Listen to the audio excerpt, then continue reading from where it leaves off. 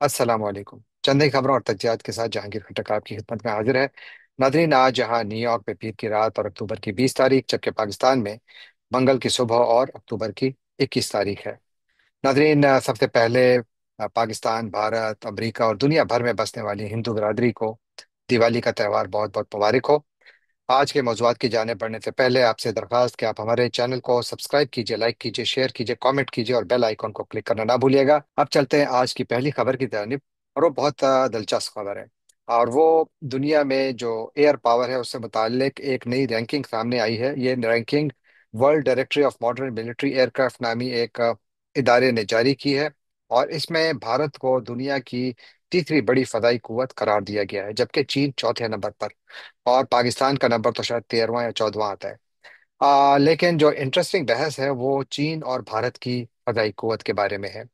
ऐसा जो WDMMA नामी इस रैंकिंग के मुताबिक भारत 103 ममालिक की फहरिस्त में 129 मुख्तलिफ एयर सर्विसेज के मुकाबले में तीसरे नंबर पर था। इस रैंकिंग का तयन मुख्तलिफ जो कंडीशनलिटीज हैं उसके मुताबिक किया जाता है, जिसमें मॉडर्नाइजेशन, लॉजिस्टिक सपोर्ट और कॉम्बैट रेडीनेस जैसे अवामिल को मलहूज़ खातिर रखा जाता है। और उसके बाद फिर उसको कहते हैं ट्रू वैल्यू रैंकिंग या TVR।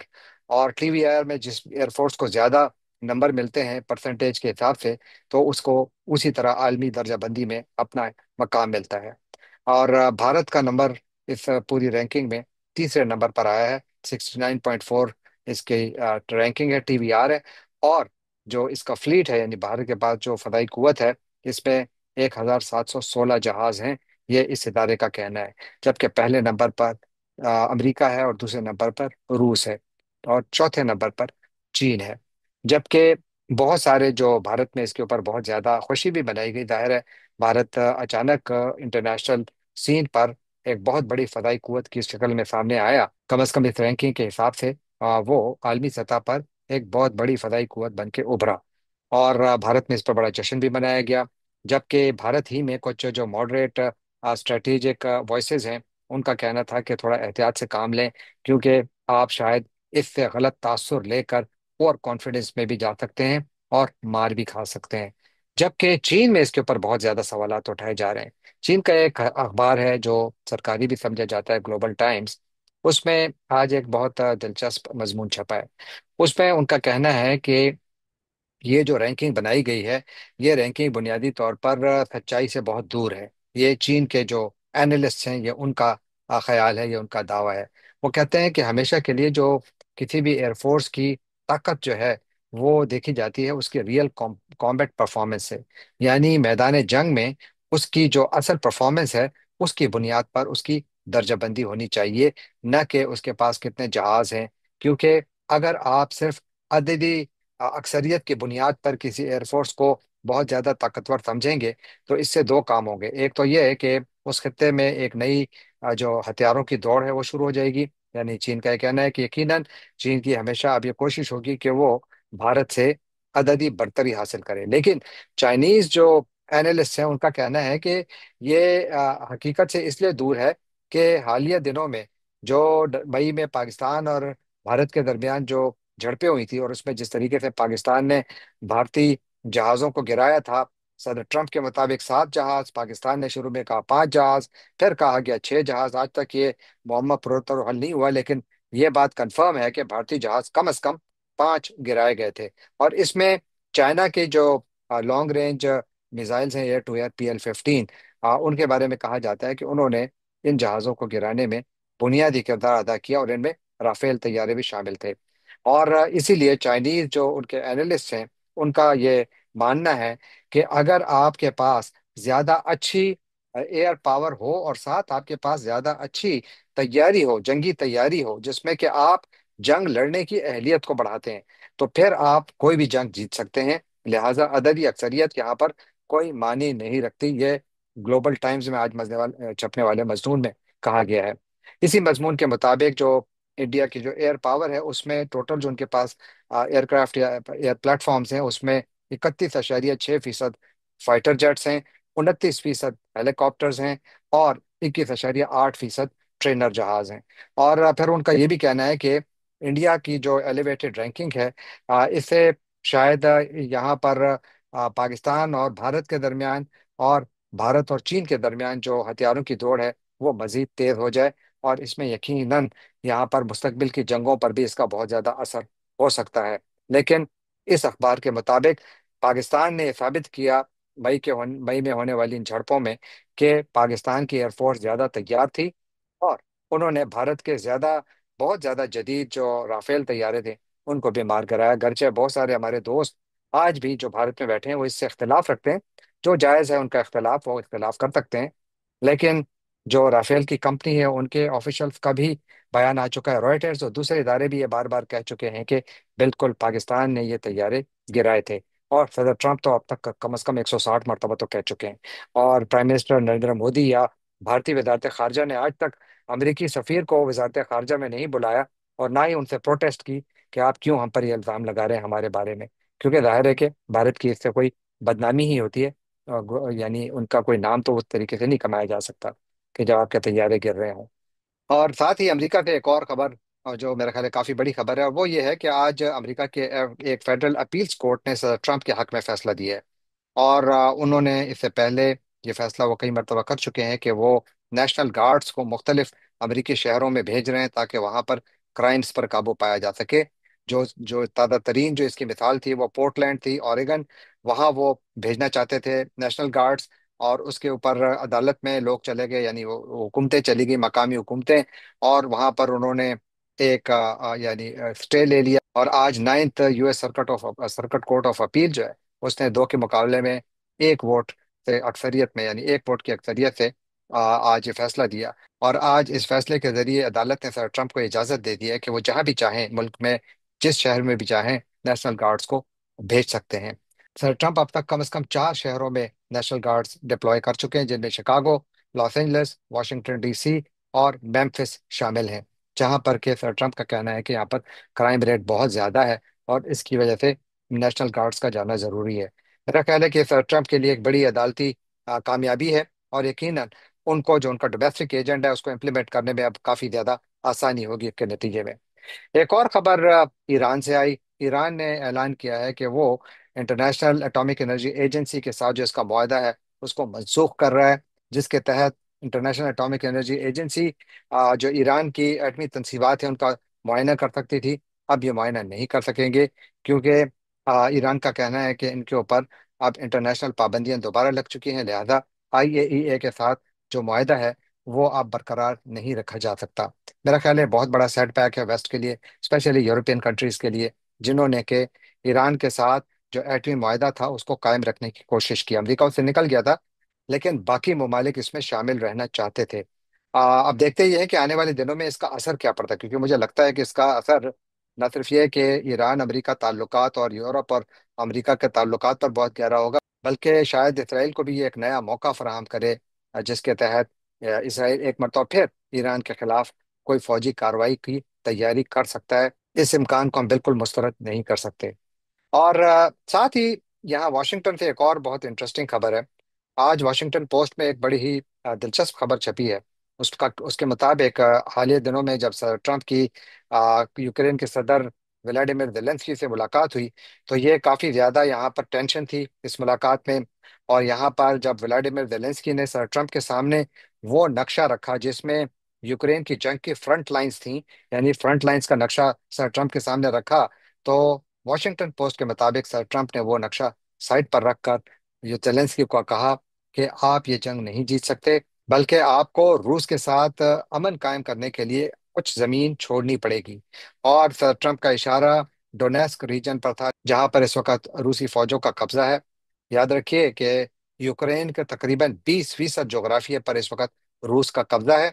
और व्लादिमीर पुतिन अब ये शर्त रख रहे हैं कि ठीक है, हम अमन की जानिब बढ़ सकते हैं अगर वो इलाके जो कि इस वक्त रूस के जेर कब्जा हैं वो रूस का हिस्सा मान लिए जाएं, यानी रूस उन पर अपना कब्जा मुकम्मल कर ले, तो फिर यहाँ पर अमन मुमकिन है। और ये सर ट्रंप की पॉलिसी में एक बहुत बड़ी तब्दीली है, क्योंकि इससे पहले जेलेंस्की ने सर ट्रंप से जो है उनसे रिक्वेस्ट की थी कि आप हमें टोमाहाक मिसाइल, जो कि अमेरिका का एक बहुत मौलिक हथियार है, वो यूक्रेन को फराहम करें। और इनिशियली सर ट्रंप की जानिब से ऐसे इशारे मिले थे कि शायद वो टोमाहाक मिसाइल्स यूक्रेन को दें। लेकिन जब उनकी व्लादिमीर पुतिन के साथ टेलीफोनिक बात हुई गुज़श्ता 2-3 दिनों के दौरान, उसके बाद फिर सर ट्रम्प का जहन बदला और वॉशिंगटन पोस्ट के मुताबिक अब उन्होंने यूक्रेन को साफ सुथरा कह दिया है कि अगर आप अमन चाहते हैं तो आपको कुछ जमीन की कुर्बानी देनी होगी और रूस के हवाले करनी होगी।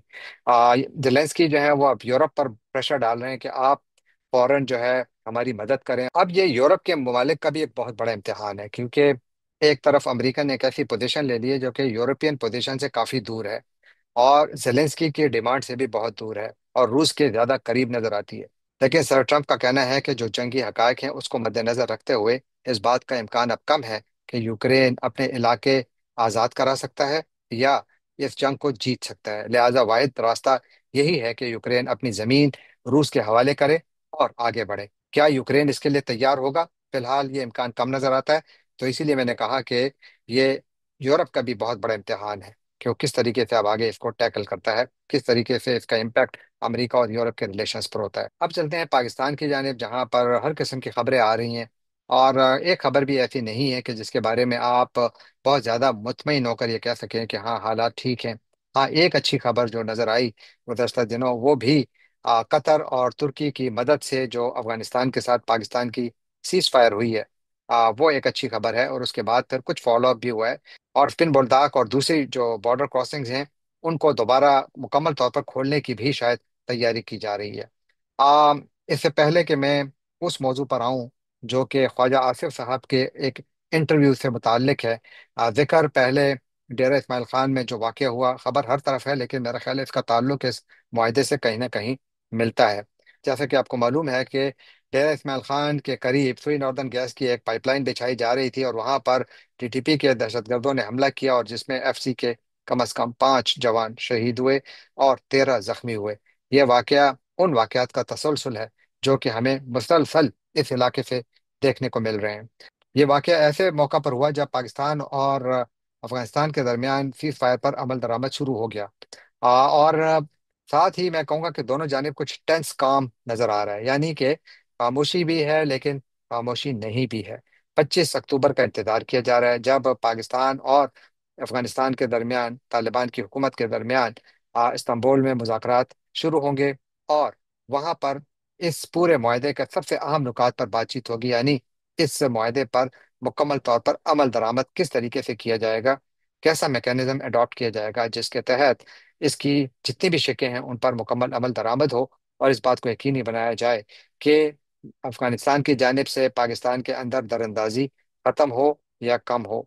और ये कि अगर ऐसा हो तो फिर इसका जिम्मेदार कौन होगा और इसके ऊपर पाकिस्तान कैसे रिएक्ट करेगा।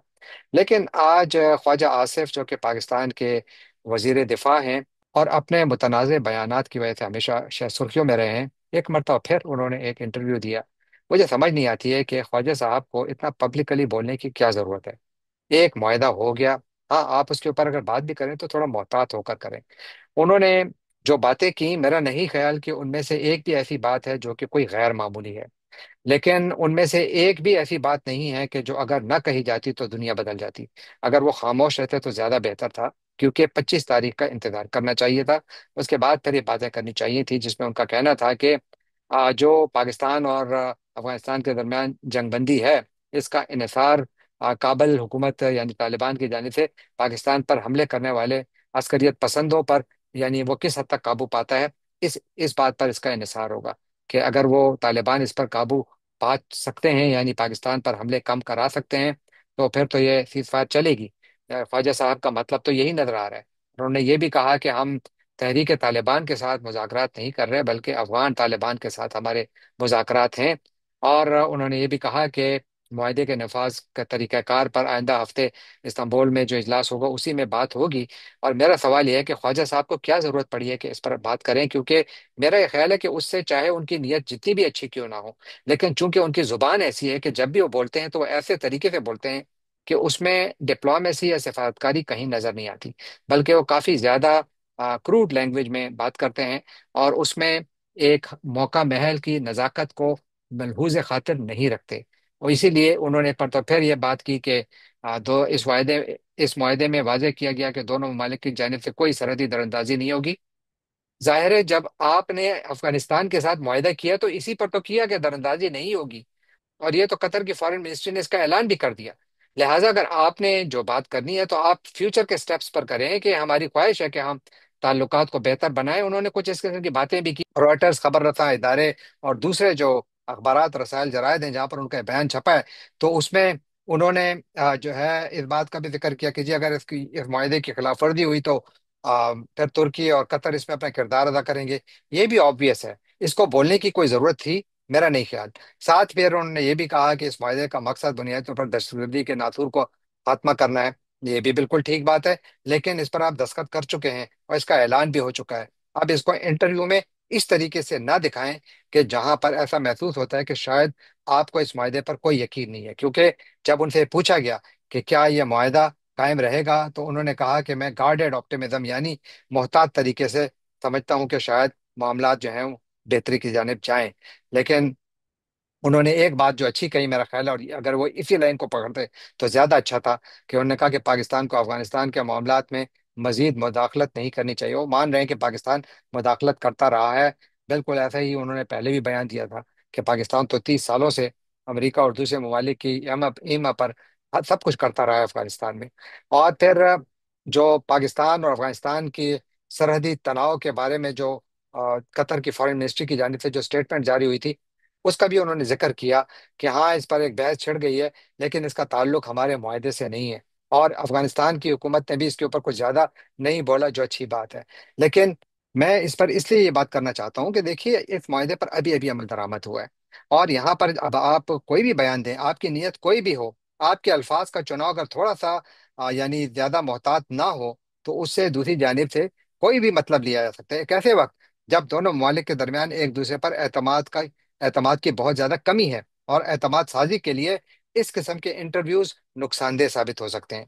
चाहे ख्वाजा साहब की नीयत जितनी भी अच्छी क्यों ना हो, लेकिन उनके अल्फाज किसी भी जानिब जा सकते हैं, क्योंकि उनको कभी भी अपनी जुबान पर कंट्रोल नहीं रहा। ये उनकी तारीख है।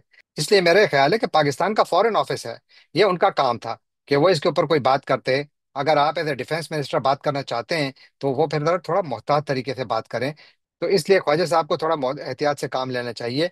ये एक बड़ा नाजुक मरहला है पाकिस्तान और अफगानिस्तान के दरमियान। एक कॉन्फिडेंस बिल्डिंग का एक वक्त है, जहां पर के हर लफ्ज जो है उसके 50,000 माने लिए जा सकते हैं, और उससे ताल्लुकात को नुकसान पहुंच सकता है। तो मेरा ख्याल है ख्वाजा साहब को थोड़ी एहतियात से काम लेना चाहिए। और पाकिस्तान और तालिबान हुकूमत के दरमियान जो वायदा हुआ है, उसके ऊपर कोई भी बयान आए तो मेरी राय में इस बयान को सिर्फ और सिर्फ पाकिस्तान के फॉरेन ऑफिस की जानिब से आना चाहिए, क्योंकि वही कॉम्पिटेंट अथॉरिटी है। तो इसलिए ये जरूरी है कि ख्वाजा साहब भी एहतियात से काम लें और इस 25 तारीख का इंतजार करें। वहां पर बातचीत के जरिए ऐसा मैकेनिज्म तैयार करें कि जिसके जरिए पाकिस्तान को महफूज बनाया जा सके। अफगानिस्तान से जो पाकिस्तान का सबसे बड़ा गिला है, उस गिले को दूर करने के लिए जो मैकेनिज्म की जरूरत है, उसको मुकम्मल किया जा सके। पब्लिक स्टेटमेंट्स के जरिए ना अमन आ सकता है, ना पाकिस्तान और अफगानिस्तान के दरमियान जो मौजूदा तनाव की कैफियत है उसको इस तरीके से कम किया जा सकता है, इस जबान में कम किया जा सकता है, जो उमूमन हम ख्वाजा आसिफ से सुनते हैं। उम्मीद है कि वो एहतियात से काम लेंगे, और उम्मीद है कि 25 तारीख को जो पाकिस्तान और अफगानिस्तान के दरमियान मुज़ाकरात होंगे, उसका भी कोई अच्छा नतीजा निकलेगा। जाने से पहले आपसे एक बार तो फिर दरखास्त कि आप हमारे चैनल को सब्सक्राइब कीजिए, लाइक कीजिए, शेयर कीजिए, कमेंट कीजिए, और बेल आइकॉन को क्लिक करना ना भूलिएगा। आपका बहुत बहुत शुक्रिया।